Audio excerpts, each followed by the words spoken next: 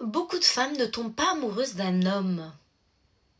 Elles tombent amoureuses du confort qu'il peut leur offrir et ensuite de l'homme.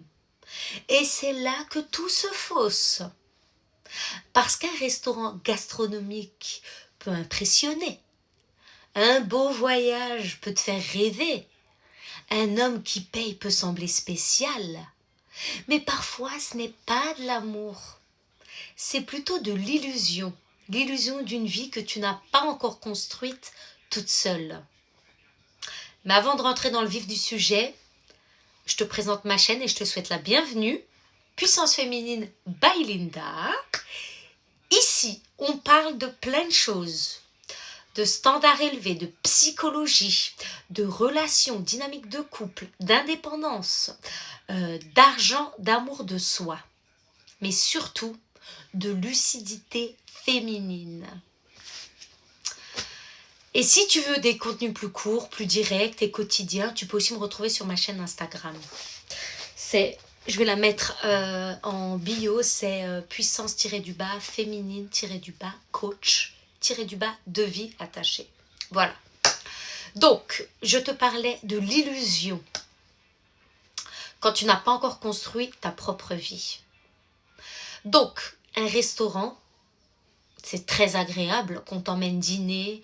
Un voyage peut être exceptionnel.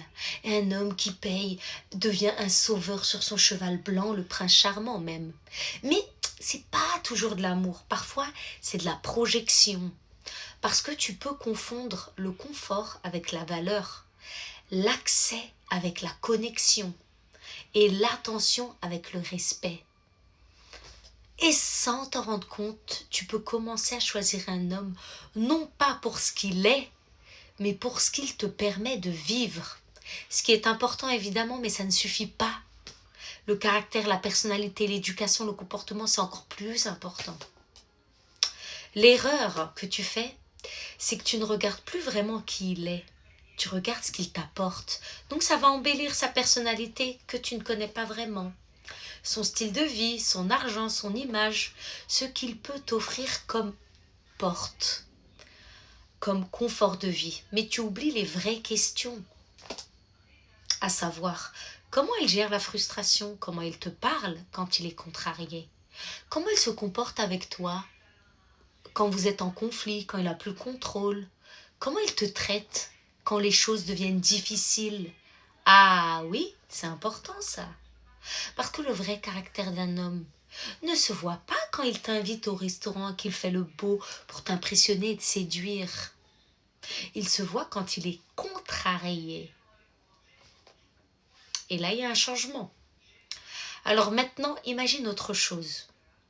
Imagine une vie où tu finances ta vie. Tu as ton argent, ta carrière, ton travail. Les restaurants, tu les connais déjà. Les voyages, tu les as faits. Le confort, ce n'est plus un privilège, c'est ta base. Et là, tout change. Tu n'es plus impressionné ni impressionnable. Tu ne te dis plus « Ah, il peut m'offrir cette vie que je rêve ». Tu te demandes plutôt « Est-ce que cet homme respecte ma paix, arrive à s'aligner avec ce que je m'offre déjà ?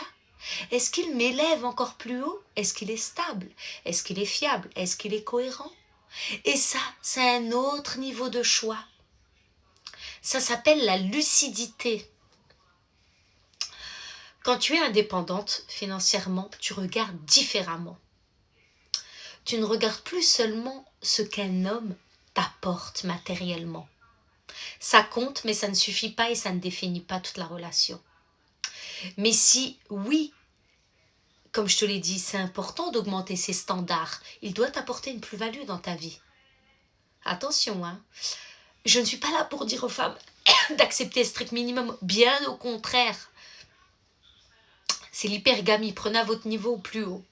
Je suis là pour rappeler aux femmes qu'elles doivent élever leurs standards elles-mêmes et aussi dans le couple. Mais pas seulement sur ce qu'un homme peut offrir. C'est sur ce qu'il est réellement. Son caractère, sa stabilité émotionnelle, sa maturité, sa parole, sa manière de gérer les conflits, sa capacité à te respecter, le respect qu'il a à autrui, même quand il est frustré, son éducation, etc. Parce qu'un homme peut t'offrir un style de vie confortable et quand même te faire vivre une vie difficile, te retirer ta paix. Et ça, c'est beaucoup plus dur. Beaucoup de femmes restent dans des relations qui les abîment, qui les détruisent. Pas parce qu'elles sont profondément heureuses, mais parce qu'elles ont peur de perdre leur confort. Elles sont avec l'homme et le style de vie qui l'accompagne. Peur de perdre cette sécurité, peur de redescendre, peur de recommencer seule. Et c'est là que l'argent devient un sujet beaucoup plus profond qu'on ne le croit. L'argent, c'est pas juste acheter des choses.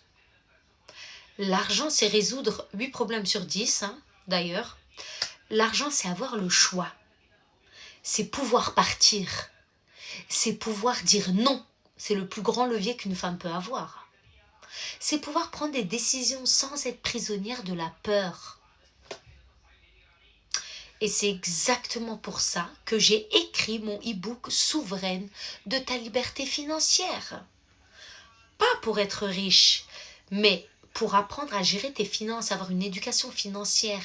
Parce qu'on apprend souvent aux femmes à chercher la sécurité à l'extérieur, dans un homme, dans une relation, dans une promesse. Mais on n'apprend pas aux femmes à construire par elles-mêmes notre propre sécurité, la stabilité, notre propre argent, notre liberté. Dans cet e-book, je parle de cette reconstruction. Pas pour devenir froide, loin de là. Pas pour rejeter l'amour. Pas pour devenir matérialiste, non. Pour avoir les pieds sur terre. Pour ne plus choisir avec le manque. Pour ne plus rester par peur. Pour ne plus confondre confort et amour. Une femme libre financièrement ne subit pas de la même manière. Elle observe mieux, elle choisit mieux, elle part plus vite quand elle doit partir. Elle ne négocie pas son respect. Et surtout, elle négocie non plus pas la valeur qu'elle a d'elle-même. Mon lien est en description. Et garde en tête que le jour où tu peux tout offrir toute seule, tu comprends quelque chose de très fort. C'est qu'à ce moment-là, tu ne choisis plus un homme pour la vie qu'il peut t'offrir. Tu le choisiras pour la paix qu'il ajoute à ta vie que tu as déjà construite, le caractère, la compatibilité de vie commune. Et parfois la vérité est dure.